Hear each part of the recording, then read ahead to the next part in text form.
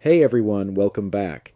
In this quick video, I'll show you how to fix blank white or corrupted desktop shortcut icons in Windows 11.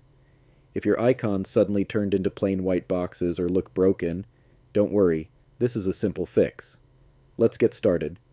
First, right-click on the Start button and open Run. Now type %localappdata% and press Enter. This will open your local app data folder. Scroll down and find the file named iconcache.db. If you see it, go ahead and delete it. It's completely safe. Windows will recreate it automatically. Next, restart your computer. Once Windows restarts, the icon cache will rebuild, and your desktop icons should look normal again. If the icons are still blank or not showing correctly, here's one more quick fix. Press Ctrl plus Shift plus Escape to open Task Manager.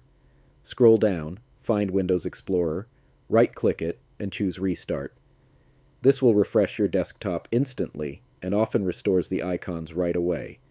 And if the issue continues, right-click on your desktop, select Personalize, go to Themes, then click Desktop Icon Settings.